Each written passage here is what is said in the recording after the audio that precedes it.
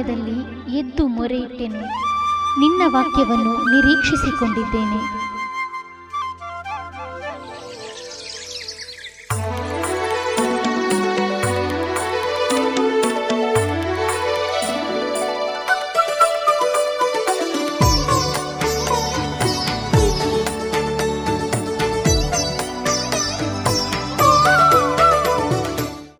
ಪ್ರಿಯ big J media ವೀಕ್ಷಕರೇ, ಮುಂಜಾನೆಯ ಮುತ್ತುಗಳು ಈ ಸಂಚಿಕೆಗೆ ತಮಗೆಲ್ಲರಿಗೂ ನಮ್ಮ ರಕ್ಷಕನಾಗಿರುವಂಥ ಯೇಸು ಕ್ರಿಸ್ತನ ಸುಮಧುರ ನಾಮದಲ್ಲಿ ವಂದನೆಗಳು ಹಾಗೂ ಸ್ವಾಗತ. ಈ ಸಮಯವು ಆಶೀರ್ವಾದದ ಸಮಯವಾಗಿದೆ. ದೇವರಾತ್ಮನು ನಮ್ಮೊಂದಿಗೆ ಮಾತಾಡುವಂಥ ಸಮಯವಾಗಿದೆ. ವೇದವಾಕ್ಯ ಹೇಳ್ತದೆ, ಯೇಸು ಹೇಳಿದ್ದಾನೆ, ನನ್ನ ಕುರಿಗಳು ನನ್ನ ಸ್ವರಕ್ಕೆ ಕಿವಿಗೊಡುತ್ತವೆ, ನಾನು ಅವುಗಳನ್ನು ಬಲ್ಲೆನು, ಅವೆಂದಿಗೂ ನಾಶವಾಗಿ ಹೋಗುವುದಿಲ್ಲ ಎಂಬುದಾಗಿ. ಅದರಿಂದ ಮುಂಜಾನೆ ವೇಳೆಯಲ್ಲಿ ನಾನು ಮತ್ತು ಪಾಸ್ಟರ್ ವಿಜಯ್ ಭಟ್ಟಿಯವರು ದೇವರ ವಾಗ್ದಾನವನ್ನು ನಿಮ್ಮ ಮೊದಲೇ ಹಂಚಿಕೊಳ್ಳುವುದಕ್ಕಾಗಿ ಸಂತೋಷದಿಂದ ನಾವಿಲ್ಲಿದ್ದೇವೆ. ಖಂಡಿತವಾಗಲೂ ವಾಗ್ದಾನದ ಮೂಲಕ ದೇವರು ನಿಮ್ಮನ್ನು ಸಂಧಿಸುವನಾಗಿದ್ದಾನೆ, ವಾಗ್ದಾನದ ಮೂಲಕ ದೇವರು ನಿಮ್ಮನ್ನು ನಡೆಸುವನಾಗಿದ್ದಾನೆ ಮತ್ತು ವಾಗ್ದಾನದ ಮೂಲಕ ದೇವರು ನಿಮ್ಮನ್ನು ಆಶೀರ್ವದಿಸುವನಾಗಿದ್ದಾನೆ. ಪಾಸ್ಟರ್ ವಿಜಯ್, ಇವತ್ತು ನಾವು ಈ ಸಂಚಿಕೆಯಲ್ಲಿ ಆದಿಕಾಂಡ ಪುಸ್ತಕ 28ನೇ ಅಧ್ಯಾಯದ 15ನೇ ಶ್ರೇಷ್ಠವಾದಂಥ ವಾಗ್ದಾನವನ್ನು ಪ್ರಿಯ ವೀಕ್ಷಕರ ಮಧ್ಯದಲ್ಲಿ ನಾವು ಹಂಚಿಕೊಳ್ಳುವರಾಗಿದ್ದೇವೆ. ಆ ವಾಗ್ದಾನ ಏನಂತ ಹೇಳಿದ್ರೆ, I will never leave you nor forsake you. ನಾನು ನಿನ್ನನ್ನು ಎಂದಿಗೂ ಕೈ ಬಿಡುವುದಿಲ್ಲ, ಎಂದಿಗೂ ತೊರೆದು ಬಿಡುವುದಿಲ್ಲ. ಆದಿಕಾಂಡ ಜೆನೆಸಿಸ್ ಚಾಪ್ಟರ್ 28 ವರ್ಸ್ 15 ದೇವರಲ್ಲಿ ಯಾಕೋಬನಿಗೆ ಆತನು ಪ್ರಾಮಿಸ್ ಮಾಡ್ತಿದ್ದಾರೆ. 28:15 ಅಲ್ಲಿ ವಾಕ್ಯ ಹೇಳ್ತದೆ, ಇದಲ್ಲದೆ ನಾನು ನಿನ್ನ ಸಂಗಡ ಇದ್ದು ನೀನು ಹೋಗುವ ಎಲ್ಲ ಸ್ಥಳಗಳಲ್ಲಿ ನಿನ್ನನ್ನು ಕಾಪಾಡಿ ತಿರುಗಿ ಈ ದೇಶಕ್ಕೆ ಬರಮಾಡುತ್ತೇನೆ.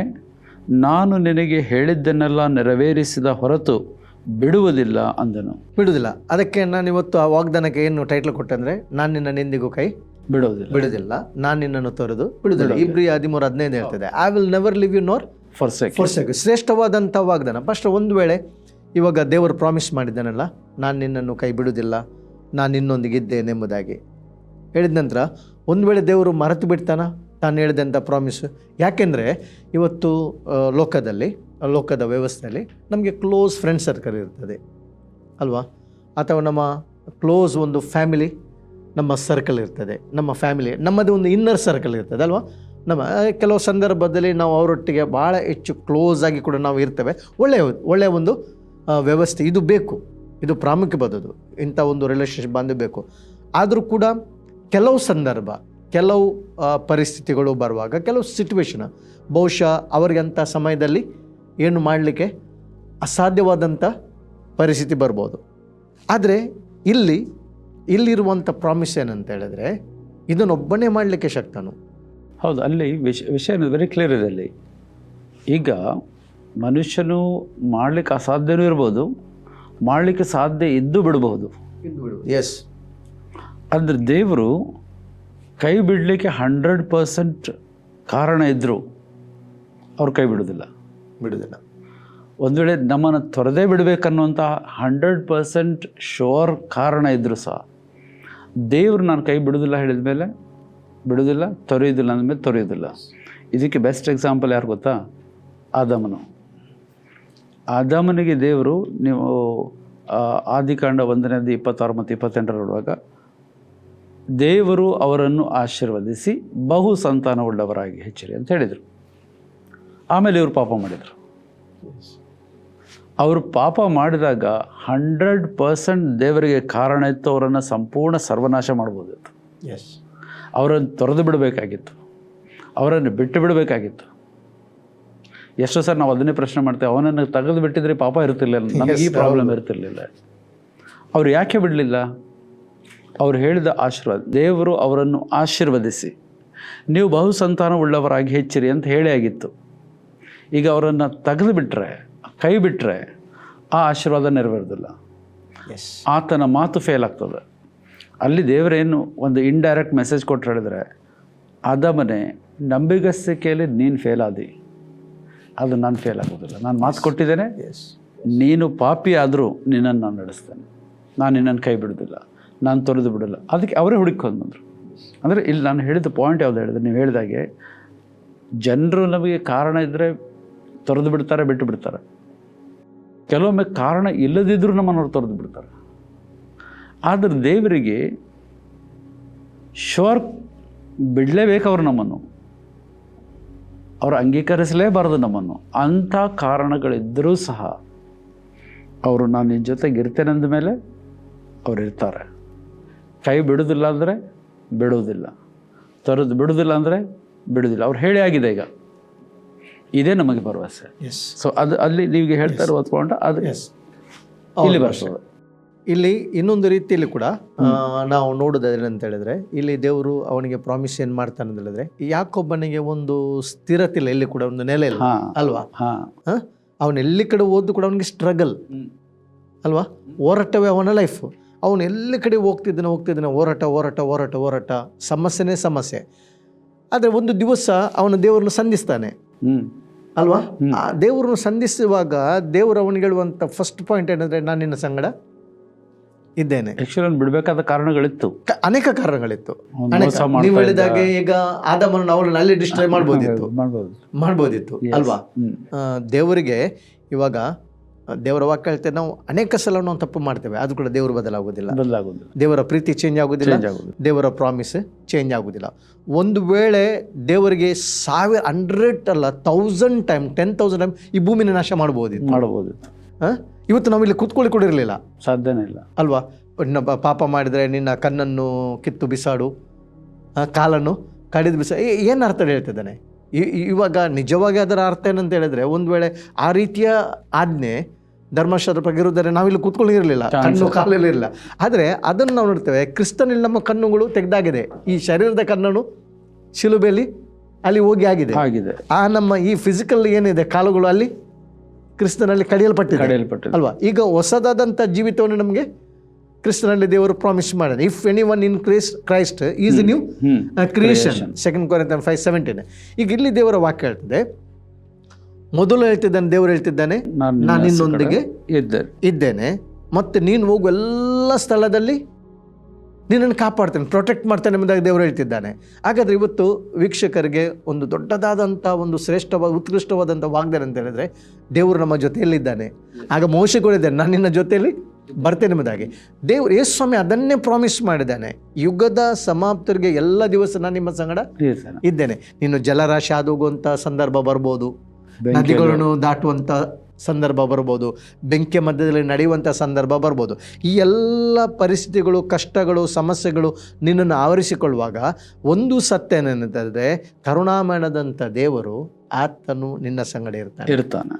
ಎರಡನೇದಾಗಿ ದೇವರು ಹೇಳ್ತಿದ್ದಾನೆ, ನಾನು ನಿನ್ನನ್ನು ಸಂರಕ್ಷಣೆ ಮಾಡ್ತೇನೆ, ಕಾಪಾಡಿ. ಅಂಥ ಒಂದು ಸ್ಥಿತಿಯಿಂದ, ಅಂಥ ಒಂದು ಈ ದಿವಸ ನೀನು ಆಲೋಚನೆ ಮಾಡ್ಬೋದು, ಬೆಳಗ್ಗೆದ್ದು ನನಗಿಷ್ಟು ದೊಡ್ಡ ಮೊತ್ತದ ಸಾಲ ಇದೆ, ಅವನು ಬಂದು ನನ್ನನ್ನು ಪೀಡಿಸ್ತಾನೆ, ಹೇಗೆ ಅದನ್ನು ಸಾಲ್ವ್ ಮಾಡೋದು, ಬಿಸ್ನೆಸ್ ಚಾಲೆಂಜ್, ಮಕ್ಕಳ ಚಾಲೆಂಜ್, ಸಿಕ್ನೆಸ್, ಅನೇಕ ರೀತಿಯ ಬೇರೆ ಬೇರೆ ವಿಧವಾದ ಸಂಕಟಗಳು, ಕಷ್ಟಗಳು, ಸಮಸ್ಯೆಗಳು, ಸವಾಲುಗಳು ನಿನ್ನ ಎದುರಿಗಿರುವಾಗ ನೀನು ಜ್ಞಾಪಕ ಮಾಡ್ಕೊಳ್ಬೇಕಾದಂಥ, ನಾವೆಲ್ಲರೂ ಜ್ಞಾಪಕ ಮಾಡ್ಕೊಳ್ಬೇಕಾದಂಥ ಒಂದು ದೊಡ್ಡ ಸತ್ಯ ಅಂತಂದರೆ, ಗಾಡ್ ವಿತ್ ಅಸ್. ದೇವರು ನಮ್ಮ ಸಂಗಡ ಇರುವಾಗ, ದೇವರ ವಾಕ್ಯ, if god is for who can be against. ಈ ಸಂಗತಿ ಯಾವುದು ಕೂಡ ನಮ್ಮನ್ನು ಏನು ಮಾಡ್ಲಿಕ್ಕೆ ಆಗುದಿಲ್ಲ ಅಂತ ಹೇಳಿದ್ರೆ, ಡಿಸ್ಟ್ರಾಯ್ ಮಾಡ್ಲಿಕ್ಕೆ ಆಗುದಿಲ್ಲ ಅಲ್ವಾ. ಎರಡನೇದಾಗಿ ದೇವರು ಹೇಳ್ತಾನೆ, ನಾನು ನಿನ್ನನ್ನು ಪ್ರೊಟೆಕ್ಟ್ ಮಾಡ್ತೇನೆ, ನಾನು ನಿನ್ನನ್ನು ಕಾಪಾಡ್ತೇನೆ. ಬರುವಂಥ ಎಲ್ಲ ರೀತಿಯ ಶೋಧನೆಗಳಿಂದ, ಸಮಸ್ಯೆಗಳಿಂದ ನಾನು ನಿನ್ನನ್ನು ಕಾಪಾಡ್ತೇನೆ. ನಂತರ ದೇವರು ಹೇಳ್ತಾನೆ, ನಾನು ನಿನ್ನನ್ನು ತಿರುಗಿ ನಾನು ನಿನ್ನನ್ನು ಏನು ಮಾಡ್ತೇನೆ ಅಂತ ಹೇಳಿದ್ರೆ ಬರಮಾಡ್ತೇನೆ, ಈ ದೇಶಕ್ಕೆ ಬರಮಾಡ. ಹಾಗಾದರೆ ಪಾಸ್ಟರ್, ಇವಾಗ ದೇವರು ಇಷ್ಟು ಸುಂದರ ಪ್ರಾಮಿಸ್ ಮಾಡಿದ್ದಾನಲ್ಲ, ನಾನು ನಿನ್ನನ್ನು ತಿರುಗಿ ಈ ದೇಶಕ್ಕೆ ಬರಮಾಡ್ತೇನೆ, ನೀನು ಹೋಗುವ ದಾರಿಯಲ್ಲಿ ನಿನ್ನನ್ನು ಏನು ಮಾಡ್ತೇನೆ, ಪ್ರೊಟೆಕ್ಟ್ ಮಾಡ್ತೇನೆ ಮತ್ತು ನಿನ್ನ ಸಂಗಡ ಇರ್ತೇನೆ ಎಂಬುದು. ಒಂದು ವೇಳೆ ದೇವರು ಪ್ರಾಮಿಸ್ ಮಾಡಿದ್ದನ್ನು ದೇವರು ಒಂದು ವೇಳೆ ಮರೆಯಲಿಕ್ಕೆ ಸಾಧ್ಯನಾ? ಇಲ್ಲ. ದೇವರ ವಾಕ್ಯ ಹೇಳ್ತದೆ, ಒಂದು ತಾಯಿಯಾದರೂ ತಾನು ಎತ್ತ ಮೊಳೆ ಕೂಸಿನ ಮೇಲೆ ಕರುಣೆಡದೆ, 49:14 ಮರೆತಾಳೆ. ಒಂದು ವೇಳೆ ಮರೆಯುವಳು, ಆದರೆ ದೇವರು ಹೇಳ್ತಿದ್ದಾನೆ, ನಾನು ನಿನ್ನನ್ನು ಎಂದಿಗೂ ಇದರಲ್ಲಿ ನಾವು ದೇವರ ಶ್ರೇಷ್ಠವಾದಂಥ ಪ್ರೀತಿ, ನಂಬಿಗಸ್ತಿಕೆ ಮತ್ತು ದೇವರ ಆ ಒಳ್ಳೆತನವನ್ನು ನಾವು ಕಾಣ್ತೇವೆ ಅಲ್ವಾ. ನೋಡಿ, ಸತ್ಯವೇದದಲ್ಲಿ ಒಂದು ಇನ್ಸಿಡೆಂಟ್ ಆಯ್ತಲ್ವಾ. ಎಸ್ತೇರ್ ಪುಸ್ತಕದಲ್ಲಿ ಮೊರ್ದೆಕಾಯಿ ವಿಷಯದಲ್ಲಿ ನೋಡ್ತೇವೆ. ಮೊರ್ದೆಕಾಯಿ ವಿಷಯದಲ್ಲಿ ಹೌದು. ಅರಸನಿಗೆ ಇಬ್ಬರು ಬಿಗ್ಗತನ್ ಮತ್ತು ಇಬ್ಬರು ಏನು ಮಾಡ್ತಿದ್ದಾರೆ ಅಂತ ಹೇಳಿದ್ರೆ ಕೊಳ್ಳಿಕ್ಕೆ ಅವರು ಪ್ಲ್ಯಾನ್ ಮಾಡ್ತಾರೆ, ಒಂದು ಸಂಚು ಮಾಡ್ತಾರೆ. ಈ ಸಂಚನ್ನು ಮಾಡಿದಾಗ ಅದನ್ನು ಆ ರಹಸ್ಯವನ್ನು ಯಾರು ತಿಳಿಸಿದು? ಮೊರ್ದೆಕಾಯಿ. ಆದರೆ ಮೊರ್ದೆಕಾಯಿಗೆ ಭಾಳಷ್ಟು ವರ್ಷಗಳು ಆಲೋಚನೆ ಮಾಡ್ಬೋದು, ನಾನು ರಾಜನ ಪ್ರಾಣವನ್ನು ಕಾಪಾಡಿದ್ದೇನೆ, ಉಳಿಸಿದ್ದೇನೆ, ಆದರೂ ಕೂಡ ನಾನು ಎಲ್ಲಿದ್ದೇನೆ? ಹೊರಗಿದ್ದೇನೆ. ನನ್ನ ಪೊಸಿಷನ್ ಎಲ್ಲಿದೆ? ಏನೂ ಇಲ್ಲ ಅಲ್ವಾ? ಆಮನನು ಎಲ್ಲಿದ್ದಾನೆ? ಯಾರು ಎಲ್ಲಿ ಇರಬೇಕಿದ್ದದು? ಹೌದು. ಒಬ್ಬ ಈಗ ನಮಗೆ ಕೂಡ ಅನಿಸ್ಬೋದು, ನಾನೊಬ್ಬ ವಿಶ್ವಾಸಿ ದೇವರ ಸೇವಕ, ನಾನು ಬೇರೆಯವ್ರನ್ನ ಕಂಪೇರ್ ಮಾಡುವಾಗ ನಾನು ಎಲ್ಲಿ ಇರಬೇಕದು? ಆದರೆ ದೇವರ ವಾಕ್ಯ ಹೇಳ್ತಿದೆ, ಒಂದು ಸಮಯ ಬರ್ತದೆ ನಿನ್ನ ನಿರೀಕ್ಷೆ ವ್ಯರ್ಥವಾಗೋದಿಲ್ಲ. ಆಮೇಲೆ ದೇವರು ನಿನ್ನ ಘನಪಡಿಸ್ತಾನೆ, ದೇವರು ನಿಮ್ಮನ್ನ ಏನು ಮಾಡ್ತಾನೆ? ಲಿಫ್ಟ್ ಮಾಡ್ತಾನೆ. ಆದರೆ ಒಂದು ದಿವಸ ನಾವು ನೋಡ್ತಿದ್ದೇವೆ, ಆಮನನ್ನು ಪ್ಲಾನ್ ಮಾಡ್ದ ಯಾರನ್ನು? ಮೊರ್ದೆಕಾಯನ್ನು ಗಲ್ಲಿಗೆ ಹಾಕಬೇಕು ಎಂಬುದಾಗಿ. ಆದರೆ ರಾತ್ರಿ ರಾಜನಿಗೆ ನಿದ್ರೆ ಬರಲಿಲ್ಲ. ಎಸ್ತೇರ್ ಪುಸ್ತಕ 6ನೇ ಅಧ್ಯಾಯದಲ್ಲಿ ನಿದ್ರೆ ಬರಲಿಲ್ಲ. ರಾಜನು ತಂದು ಆ ಗ್ರಂಥವನ್ನು ಶೋಕಿಸುವಾಗ, ಅದನ್ನು ಪರಿಶೀಲಿಸುವಾಗ ನಾವು ನೋಡ್ತೇವೆ, ಇದು ವಿಚಾರ ಬಾಯಿಗೆ ಬಂತು, ಟ್ರುತ್ ಹೊರಗೆ ಬಂತು. ಏನ್ ಮಾಡಿದ? ರಾಜನು ಮರೆತು ಬಿಟ್ಟಿದ್ದ. ಆದರೆ ದೇವರು ಮೊರ್ದೆಕಾಯಿ ಆರಾಧಿಸುವಂಥ ದೇವರು, ಜೀವ ಸ್ವರೂಪನಾದಂಥ ದೇವರು, ಪರಲೋಕದ ಸಿಂಹಾಸನದ ದೇವರು ಮರೆಯಲಿಲ್ಲ. ದೇವರು ಆ ರಾಜನಿಗೆ ಆ ದಿವಸ ನಿದ್ರೆಯನ್ನು ತೆಗೆದುಕೊಂಡು ಈ ವಿಚಾರವನ್ನು ಬೆಳಕಿಗೆ ತಂದು ನೋಡ್ತೇವೆ. ರಾಜನ ಏನು ಮಾಡ್ದ? ಮೊರ್ದೆಕಾಯಿಯನ್ನು ಯಾವ ರೀತಿಯಲ್ಲಿ ಸನ್ಮಾನ ಮಾಡಿದಲ್ವಾ? ಅವನ ವಸ್ತ್ರಗಳನ್ನು ಕೊಟ್ಟು, ಅಧಿಕಾರವನ್ನು ಕೊಟ್ಟು, ಇಡೀ ಸಿಟಿಯಲ್ಲಿ ಅವನು ಏನೇ ಮಾಡಿದ? ಸಂಭ್ರಮದೊಂದಿಗೆ ಅವನನ್ನು ಏನು ಮಾಡಿದ ಅಂತ ಹೇಳಿದ್ರೆ ಆನರ್ ಮಾಡಿದ. ಅದರಿಂದ ಪ್ರಿಯರೇ, ದೇವರ ವಾಕ್ಯ ಸತ್ಯ, ದೇವರು ವಾಗ್ದಾನ 100% ಖಚಿತ. ಆತನ ಹೇಳ್ತಾನೆ, ತಾಯಾದರೂ ಮಗುವನ್ನು ಮರೆತಾಳೆ, ನಾನು ನಿನ್ನೆಂದಿಗೂ ಮರೆಯೋದಿಲ್ಲ. ಆತನೆಲ್ಲ ದಿವಸ ನಿಮ್ಮ ಸಂಗಡ ಇರುವ ದೇವರಾಗಿದ್ದಾನೆ. ಈ ವಾಗ್ದಾನದ ಮೂಲಕ ದೇವರು ನಿಮ್ಮನ್ನು ಬ್ಲೆಸ್ ಮಾಡಿ. ಅಲ್ಲಿ ಇನ್ನೊಂದು ಪಾಯಿಂಟು ಇತ್ತು, ನಾನು ನಿನಗೆ ಹೇಳಿದ್ದನ್ನೆಲ್ಲ ನೆರವೇರಿಸಿದ ಹೊರತು ಬಿಡುವುದಿಲ್ಲ. ಅಂದರೆ ಏನಾದರೂ ಈಗ ಇಷ್ಟೊತ್ತು ನಾವು ಅನೇಕ ಆಲೋಚನೆಗಳನ್ನು ತಗೊಂಡಿದ್ದೇವೆ, ಇದರಲ್ಲಿ ಅವ್ರು ಹೇಳಿದ್ದನ್ನು ಒಂದನ್ನು ಮಾಡದೆ ಬಿಡುವುದಿಲ್ಲ. ಕಳೆದ ಸುಮಾರು 10 ನಿಮಿಷದಿಂದ ಕೇಳ್ತಾ ಇದ್ದೇವೆ ನಾವು, ಇದರಲ್ಲಿ ಒಂದನ್ನು ಸಹ ನೆರವೇರಿಸದೆ ಅವರು ಬಿಡೋದಿಲ್ಲ. ಅಂದ್ರೇನು? ಆತನು ಒಂದು ಮಾತು ಕೊಟ್ಟ ನಂತರ ನೆರವೇರಿಸದೆ ಇರುವಂತೆ ಮನುಷ್ಯನ ಹಾಗೆ 2 ಮನಸ್ಸುಳ್ಳವನಲ್ಲ. ತನ್ನ ಮನಸ್ಸನ್ನು ಬೇರೆ ಮಾಡಿಕೊಳ್ಳುವವನು ಅಲ್ಲ. ಆತನು ಹೇಳಿದ್ದಾನೆ ಅಲ್ಲಿ ಹೇಳ್ತಾರೆ, ನಿನಗೆ ಹೇಳಿದ್ದನ್ನೆಲ್ಲ, ಒಂದು ವೇಳೆ ಪರ್ಸ್ನಲಿ ನಿಮಗೇನಾದರೂ ಮಾತಾಡಿದ್ದಿದ್ರೆ ಈಗ ಅದನ್ನು ಅವರು ನೆರವೇರಿಸಿದ ಹೊರತು ಬಿಡುವುದಿಲ್ಲ ಅಂತ, ಅದು ಕಂಪ್ಲೀಟ್ ಮಾಡಿಯೇ ಬಿಡ್ತಾರೆ. ಸೊ ಪ್ರೀತಿಯ ದೇವ ಜನರೇ, ದೇವರು, ನಾವು ನಂಬಿದಂಥ ದೇವರು, ನಂಬುವಂಥ ದೇವರು, ಆತನು ಮನುಷ್ಯನ ಹಾಗೆ ಅಲ್ಲ. ಆತನು ಏನು ಹೇಳ್ತಾನೋ ಅದನ್ನು ಮಾಡ್ತಾನೆ. ಜೊತೆಗಿದ್ದೇನೆಂದರೆ ಇರ್ತಾನೆ, ಕೈ ಬಿಡೋದಿಲ್ಲ ಅಂದರೆ ಬಿಡೋದಿಲ್ಲ, ನೆರವೇರಿಸ್ತಂದರೆ ನೆರವೇರಿಸ್ತಾನೆ, ಕಾಪಾಡ್ತಾನೆ ಅಂದರೆ ಕಾಪಾಡ್ತಾನೆ. ನಾನು ಹೇಳಿದ್ದನ್ನು ಕಂಪ್ಲೀಟ್ ಮಾಡ್ತಾನೆ ಹೇಳಿದರೆ ಅದನ್ನು ಕಂಪ್ಲೀಟ್ ಮಾಡ್ತಾನೆ. ಅದನ್ನು ಯಾವುದು ಅರ್ಧ ಮಾಡೋದು ದೇವರು. ಶಿಲುಬೆ ಮೇಲೆ ಯೇಸು ಮಾಡಿದ ಯಾವುದೂ ಅರ್ಧ ಕೆಲಸ ಇಲ್ಲ, ಎಲ್ಲವನ್ನೂ ಕಂಪ್ಲೀಟ್ ಮಾಡಿದ್ದಾರೆ. ಈಗ ಅವರು ಕಂಪ್ಲೀಟ್ ಮಾಡಿದ ಕೆಲಸದಲ್ಲಿ ನಾವು ಎಂಜಾಯ್ ಮಾಡಬೇಕಷ್ಟೆ. ಅದನ್ನು ನಂಬಿಕೆಯಿಂದ ಹೊಂದಿಕೊಳ್ಬೇಕು, ಆತನ ನಡಿಬೇಕು. ಇವತ್ತು ಕರ್ತನು ಅದ್ಭುತವಾಗಿ ನಮ್ಮೊಂದಿಗೆ ಈ ದಿನಕ್ಕೋಸ್ಕರ ಬೇಕಾದ ವಾಗ್ದಾನ ಹೇಳಿದ್ದಾರೆ. ಅವರು ನಮ್ಮ ಜೊತೆಗಿದ್ದಾರೆ, ನಮ್ಮನ್ನು ಎಲ್ಲ ಸ್ಥಳಗಳನ್ನ ಹೋಗೋ ಎಲ್ಲ ಜಾಗಗಳಲ್ಲಿ ಕಾಪಾಡ್ತಾರೆ. ಅವ್ರು ನಮ್ಮನ್ನು ಹಿಂದಿರುಗಿ ಮಾಡುವಾಗಲೂ ಸುರಕ್ಷಿತವಾಗಿ ಮಾಡ್ತಾರೆ. ಅಷ್ಟು ಮಾತ್ರ ಅಲ್ಲ, ಹೇಳಿದ್ದನ್ನೆಲ್ಲ ನೆರವೇರಿಸದೆ ಅವ್ರು ಬಿಡುವುದೇ ಇಲ್ಲ.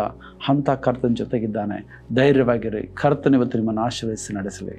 ಆಮೇಲೆ ವಾರ್ತೆ ತಲುಪದ ಊರು ಇರಲೇಬಾರದು, ಸಭೆಯೂ ಇಲ್ಲದ ಗ್ರಾಮ ಇರಬಾರದೆಲ್ಲಿಯೂ. ವಾರ್ತೆ ತಲುಪದ ಊರು ಇರಲೇಬಾರದು, ಸಭೆಯೂ ಇಲ್ಲದ ಗ್ರಾಮ ಇರಬಾರದೆಲ್ಲಿಯೂ. ಇದುವೇ